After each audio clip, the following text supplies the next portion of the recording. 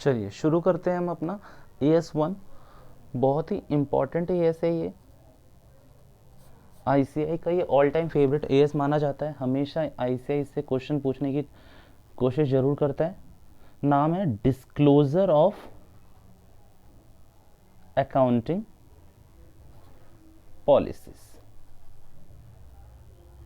ठीक है, AS को स्टार्ट करने से पहले हम उसके नाम का मतलब समझ लेते हैं कि AS का प्रेफरेंस क्या है, AS कहना क्या चाहते हैं। तो सबसे पहले आते हैं अकाउंटिंग पॉलिसीज के मतलब में कि अकाउंटिंग पॉलिसीज है क्या। जब तक हमें अकाउंटिंग पॉलिसीज ही नहीं पता होगी हम कुछ भी नहीं कर सकते। तो अकाउंटिंग पॉलिसीज मीन्स, रिकॉल करिएगा मेरे संग, accounting policies means specific principle for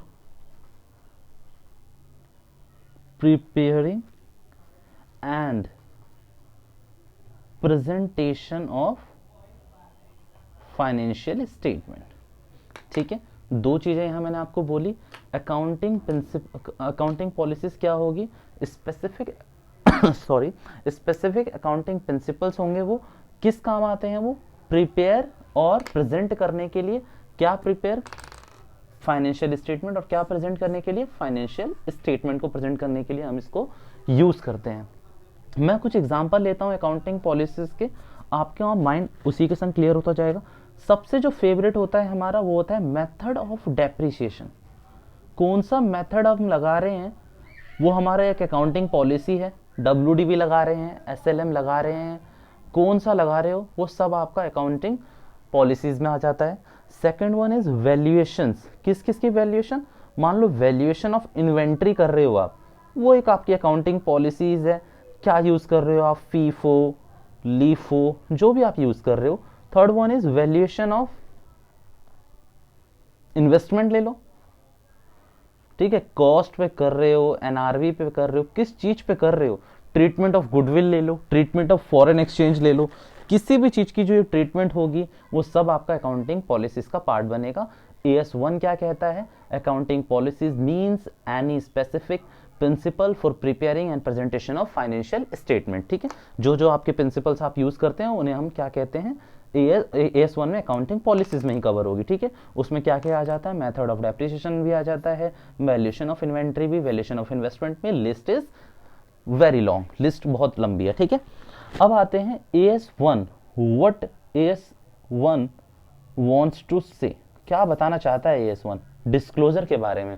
वैसे तो सारे AS डिस्क्लोजर्स के बारे में चल रहे हैं, बट AS1 स्पेशली क्यों बनाया गया और सबसे पहला AS हमें AS1 ही पढ़ाया जाना चाहिए था। तो AS1 disclosure of accounting policies हमें क्या कहता है कि भाई जितनी भी आपकी अकाउंटिंग पॉलिसीज है ना, जितनी भी आपकी अकाउंटिंग पॉलिसीज हैं उसको आप एक जगह शो करोगे। क्या करोगे, अब पहले लिख लेते हैं, every accounting policy, every accounting policies should be shown at one place। तो ये जो वन प्लेस है इसका क्या मतलब था, इस वन प्लेस का मतलब था कि it should be shown in notes to account. कहां पे शो करेंगे हम, नोट्स टू अकाउंट में। ठीक है, नोट्स टू अकाउंट में जितनी भी हमारी सिग्निफिकेंट अकाउंटिंग पॉलिसीज है उसको हम कहां शो करेंगे, AS1 में। AS1 एक और बात कहता है, अगर मान लो कोई भी अकाउंटिंग पॉलिसीज आप चेंज कर रहे हो, अकाउंटिंग पॉलिसीज चेंज कर रहे हो, ये हमने AS4 में ऑलरेडी मैंने आपको रिकॉल करा दिया है पूरा। तो आप क्या करोगे, आप लिखोगे ओल्ड पॉलिसी का, लिखोगे कि ओल्ड पॉलिसी क्या थी, आप न्यू पॉलिसी लिखोगे कि न्यू पॉलिसी क्या थी, आप रीजन लिखोगे चेंज करने के कि क्या रीजन थे, आप इफेक्ट लिखोगे। ओके, रीजन में मैं आपको तीन चीजें वहां बता के आया था कि किस लिए आप चेंज कर सकते हो। माइट बी बेटर प्रेजेंटेशन, ठीक है, प्रेजेंटेशन आपको अच्छी करनी है। माइट बी AS बोल रहा है कि भाई चेंज करना पड़ेगा, माइट बी कंपनी लॉ बोल रहा है कि चेंज करो, या फिर कोई भी एनी अदर लॉ कह रहा है कि इसको चेंज करो। तो इन सब चीजों में आपने वहां भी मैंने आपको बता दिया था कि रीजंस हो जाते हैं। और इफेक्ट मींस कि उसका PNL पे क्या इफेक्ट क्या आ रहा है, चेंज क्यों कर दिया बेवजह, मतलब ऐसे ही उठा के तो चेंज नहीं कर सकते ना, तो कोई रीजन होना चाहिए। तो क्या रीजन था, ठीक है। तो ये सारी चीजें हमने, ये दो चीजें पढ़ी। अब मैं आपको जो चीज बताने वाला हूं बच्चों वो सबसे मेन है and I want your deep attention to it, because देखो आईपीसीसी के बाद आपने सच में इंटरव्यूज बहुत जगह देने हैं, आर्टिकलशिप के लिए, अपनी किसी भी चीज़ के लिए, तो ये इंटरव्यूअर का सबसे ऑल टाइम फेवरेट क्वेश्चन होता है कि हमें फंडामेंटल अकाउंटिंग एजम्पशंस बताइए। ये हमारा क्लास 11th में भी था, लेट मी क्लियर यू कि ये हमारा क्लास 11th में भी था। तो क्या है हमारी फंडामेंटल अकाउंटिंग एजम्पशंस, वो देखते हैं, और उसका डिस्क्लोजर में AS1 में क्यों दे रखा है वो भी देख लेते हैं साथ साथ। चलिए क्या है टॉपिक अब, fundamental accounting principles, sorry not principle, it's assumptions, fundamental accounting assumptions. ठीक है, इसको आप 3 पार्ट्स में दे देना। First one is going concern, second one is consistency, and third one is accrual basis of accounting, accrual basis of accounting. ठीक है, देखिए मैं आपको ना थोड़ा थोड़ा हिंट दे देता हूं, पूरी पूरी डेफिनेशन नहीं लिखवा सकता। सुनो, गोइंग कंसर्न का मतलब ये होता है कि जितनी भी हमारी अकाउंटिंग पॉलिसीज है, जितनी भी हमारी अकाउंटिंग पॉलिसीज है, जो भी हम कर रहे हैं वो इस बेसिस पे कर रहे हैं कि business will continue for foreseeable future, means अनिश्चित काल के लिए हम ये मान रहे हैं कि हमारा बिजनेस बंद नहीं होगा। भाई ना ही हमारी इंटेंशन है, इंटेंशन, और ना ही यहां कोई नीड है। किस चीज की नीड नहीं है भाई, हमारे बिजनेस को बंद करने की, टू लिक्विडेट, कोई भी जरूरत नहीं है कि लिक्विडेट करें हमारा अवर बिजनेस, भाई कोई नीड ही नहीं है, बिल्कुल नीड ही नहीं है हमारे पास। ठीक है, और ना ही हमारी कोई इंटेंशन है। AS1 जो गोइंग कंसर्न है वो इन बेसिस पे होता है पूरा का पूरा। ठीक है, second one is consistency, consistency means continue.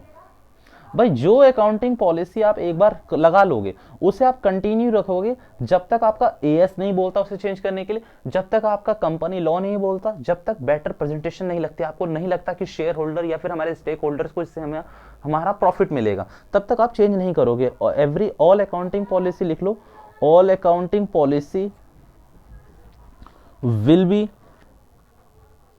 Continue followed. Reason और एक्सेप्शन मैंने बता दिया आपको कि कहां चेंज कर सकते हो, बट ये क्या करेंगे, there is no change of treatment. भाई क्यों करोगे, भाई कोई भी अकाउंटिंग ट्रीटमेंट में चेंज नहीं करोगे unless until it will be required by law, it will be required by AS, it will be required for better presentation, कि बुक्स उसमें हमारी अच्छी दिखेगी तो करो, रीजंस होने चाहिए। Third one is accrual basis of accounting. Accrual basis of accounting को सिंपल एक और नाम से जाना चाहता है, that is matching concept. Matching concept आपका क्या कहता है, जिस पीरियड का इनकम है उसी पीरियड में एक्सपेंस बुक करो, जिस पीरियड का रेवेन्यू है उसी पीरियड का एक्सपेंस बुक करो। एक और चीज कहता है टेन्योर, जिस पीरियड का एक्सपेंस है उसी पीरियड में उसे बुक करो। मींस क्या कहता है, मान लो कोई भी एक्सपेंस आपका बुक होना था 2019-20 में, इनकर्ड तो यही हुआ ये, बट नॉट पेड, पेमेंट नहीं हुई, नॉट पेड। तो क्या करूं मैं, ये जब पेड होगा तब का इंतजार करना नहीं, आपका जो अकाउंटिंग अजम्पशन है वो हम क्या लेके चलते हैं कि जिस पीरियड में ये इनकर्ड हुआ है ना उसी पीरियड में बुक करो। पेमेंट मैटर नहीं करती, पेमेंट मेड और not is irrelevant, irrespective of हम इसके करते हैं कि पेमेंट मेड हुई है या नहीं हुई है, खर्चा हो गया बुक करो, इनकम हो गई है, बिल तो आ गया ना, मिलेगा ना इन फ्यूचर में। भाई मान लो आपने किसी को 10 लाख की क्रेडिट सेल कर दी, तो आप क्या कहोगे कि भाई मैं इसे PNL में शो नहीं करूंगा, पता नहीं पैसा मिले या ना मिले। No, it is wrong. Obviously अगर आप कोई बिजनेस कर रहे हो तो आपको इतना भरोसा होना चाहिए ना कि वो आपको पेमेंट करेगा, तो उसे जिस पीरियड में इनकर्ड हुआ है, जिस पीरियड में हुआ है उसी पीरियड में करो। एक्चुअल पेमेंट मैटर नहीं करती, एक्चुअल पेमेंट के बाद में ट्रीटमेंट है अगर वो कोई डिफॉल्टर मिल जाता है हमें तो। ठीक है, ये सबसे मेन चीज थी कि फंडामेंटल अकाउंटिंग एजम्पशन क्या है हमारी, तो 3 चीजें हैं, going concern, consistency and accrual basis of accounting. अब सबसे मेन क्वेश्चन आता है, AS1 यहीं खत्म हो जाता है, how to select accounting policy. क्या क्वेश्चन आ रहा है, how to select accounting policies देख लेते हैं उसको भी, एक स्लाइड में वो भी खत्म हो जाएगा हमारा। ठीक है, क्या है, how to select accounting policy. चलिए जी, तो इसमें दो कंसिडरेशन होती है हमारी, इसको हम दो पार्ट्स में बांट देंगे। प्राइमरी कंसिडरेशन, भाई दो कंसिडरेशन लेते हैं हम कोई भी अकाउंटिंग पॉलिसी सिलेक्ट करने के लिए, और दूसरी सेकेंडरी कंसिडरेशन। ये भी इंटरव्यू का ऑल टाइम फेवरेट क्वेश्चन है, याद रखना इस बात को, ऑल टाइम फेवरेट, कि ठीक है how to select accounting policy. तो कैसे सिलेक्ट करोगे? प्राइमरी कंसिडरेशन होती है क्या, TNF, यानी कि true and fair view of financial statement. Means जो भी आप अकाउंटिंग पॉलिसी सिलेक्ट करने जा रहे हो बच्चों, करो, ऑब्वियसली करो, बट उसमें क्या कर दो, उसमें हमें क्या दिखना चाहिए, true and fair view of financial statement दिखाओ। ठीक है, true and fair view of financial statement दिखाओ। तो हमने कहा ठीक है, पहली तो ये होगी और पहली इतनी ही है, बट जो सेकेंड एंड मोस्ट इंपॉर्टेंट है वो है क्या, वो है सेकेंडरी कंसिडरेशन। सेकेंडरी कंसिडरेशन में क्या क्या चीजें आती है, उसमें आती है सबसे पहली जो आती है वो आती है प्रूडेंस, मतलब लिख लेंगे अभी हम, पहले आप लिख लो प्रूडेंस। दूसरी आती है substance over form, substance over form. Third one is materiality. ठीक है, prudence, substance over form and materiality. इन तीनों को करने से पहले क्या करते हैं ना, इनके छोटे छोटे मतलब सीख लेते हैं, फिर वो हमें क्या देंगे, बेनिफिट्स देंगे। आगे जब मैं डेफिनेशन लिखूंगा इन सब की तो वो तीनों के होंगे। प्रूडेंस का मतलब होता है बीइंग कंजर्वेटिव। बीइंग कंजर्वेटिव का मतलब क्या भैया, देखो हमारी जो भी अकाउंटिंग पॉलिसीज होती है ना, या जो भी हम चीज़ें रिकॉर्ड करते हैं बुक में, वो इस बेसिस पे रिकॉर्ड करते हैं कि जो आपके एक्सपेंस है, जो आपके फ्यूचर एक्सपेंस है, उनको तो आप रिकॉर्ड कर लो जैसे आपको दिख रहे हैं ना। क्या मतलब, पहले तो कंजर्वेटिव। ठीक है, क्या एग्जांपल है इसका, मान लो अगर आपको कोई एक्सपेंस दिख रहा है फ्यूचर में, तो इसको तो बुक कर लो, बट यहीं अगर आपको कोई फ्यूचर में इनकम दिख रही है, नॉट बुक, भाई बुक नहीं करने। भैया अभी अभी तो आपने कहा कि आपको रिवेन्यू अगर 10 लाख का क्रेडिट है और वो आपको मिलना है तो आप लिख लोगे, बेटा एक्सपेंस तो वो है जो करना ही करना पड़ेगा। मैं यहाँ उस इनकम की बात कर रहा हूँ जो अनरियलाइज्ड है, मीन्स कि वो सेल्स वेल्स पे बेस्ड नहीं है, वो किस पे बेस्ड है, किसी